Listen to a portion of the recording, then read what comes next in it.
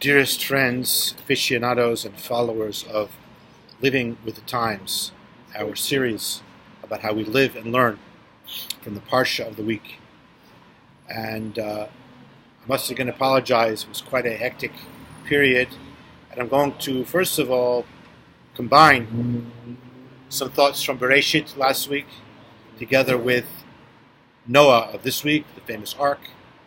Of course, the creation of the world is no less famous. And however, even that will not be too long.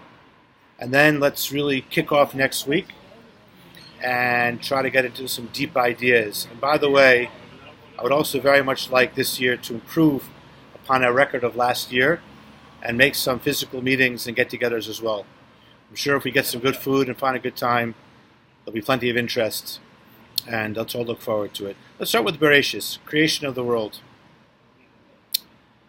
We know that the Torah comes from the word hora'ah, which means a lesson, an instruction. To illustrate this point, and to answer the question as to why the Torah had to tell us the story of creation, and indeed why the Torah begins with the story of creation, I'd like to tell a short, interesting story. There was a great Hasidic Rebbe named Yisrael of Ruzhin, whose father was the famous Avram HaMalach, of Abraham the Angel, who was a son of the legendary Mezritcher Maggid Dober Mezritch, who was the successor of the Baal Shem Tov in the leadership of the Hasidic movement. He was a brilliant, prophetic, sanctified figure. There was at that time that he lived in the early 1800s, 1820s, 1830s, around the time of the Chatan Sofer, a illustrious Hasid of the Chabad movement, whose name was Yitzchak Isaac Epstein of Hamel. And he was sent to visit Ruzhin, and to visit the Rebbe of Ruzhin, in order to discuss an important communal matter. When he was there, it was a time that the Rebbe of Ruzhin was receiving guests. He had an assistant who would take people's so-called kvitlach. Those are the little pieces of paper where people write down their requests for blessings and advice. And amongst the visitors, there were two rabbis. One had authored a book on halakha and Jewish law. The other had compiled a book of stories of great righteous people. Both of these authors sought the approbation, the approval for their books on the Rabbi of Ruzhin. The assistant read first from the book of halachic analysis, legal analysis, and then he read from the book of stories. Following that, the Rebbe of Ruzhin spoke about the great quality and act of recounting stories about righteous men and the things that they did, and how this resonates in the supernal chambers above. He then related to some of the halachic and technical legal ideas that were dealt with in the Talmudic analysis that was in the other book.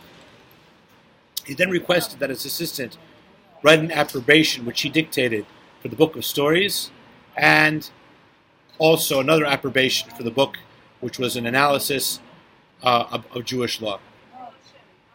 Although Rabbi Hamel, the visitor, said nothing, he was indeed impressed with Rabbi Yisrael Ruzhin's knowledge and eloquence, but he did not understand why the book of stories about the righteous, stories of tzaddikim, was given preference and was discussed first, and furthermore, the approbation for that book was dictated before that of the second book, which would seem to be more essential, a book about Jewish law.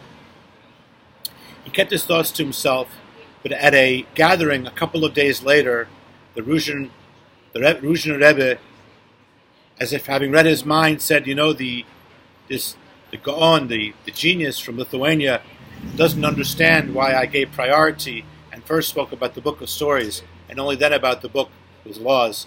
It is indeed a great question, and it's the same question which Rashi, the biblical commentator par excellence, asks in the very first verse of the Torah. The Torah says, Breishit bara Elokim, beginning, God created the heavens and the earth. And Rashi right away says, in the name of Rabbi Yitzchak, one of the Talmudic sages, who's also the name of Rashi's father, And some have seen this an allusion to giving honor to his father at the very beginning of his most famous commentary. But he says the Torah should really have started with the first mitzvah given to the Jewish people, which, by the way, was sanctifying the new month. Why did it begin with the creation of the world? Torah is a law, is a covenant between the Jewish people and God, telling us which divine commandments we must keep. And he concludes, Rashi, that it's because of Koach Masav Higid La'amo. God wanted to transmit the message to his people of the might of his deeds. And therefore, before we get the commandments of God, we want to know something about God's might, God's deeds, what he did. And so we need to know that God is a creator. We need to know that God is almighty, and so on. But the Ruzhiner Rebbe took this one step further, and he said the deeds of God are indeed creation, but the might of his deeds refers to the divine energy invested in every created thing. And this is what Hasidus teaches. And the beginning of serving God is realizing that everything contains divinity within it. This is the godly strength within the world. And in the end, Rashi explains that the Torah gave preference to speaking about the stories of the righteous, because indeed most of the book of Breishit, Genesis, are the biographies of our great saints, the patriarchs Abraham, Isaac, and Jacob, and Joseph, and the tribes, and so on, which actually, the ability to live a godly life in this world, as we learn from their biographies, is, in fact, a manifestation of God's presence in earth. And so I did the same thing, explained the Rebbe of Ruzhin. I first spoke about the stories of the righteous, and then I spoke about the legal aspects of it, because indeed it is the recognition and the personal connection felt with God that is a necessary precondition to properly fulfilling his commandments. So that is my thought on Breishit. Soon we will have the thoughts regarding Noah.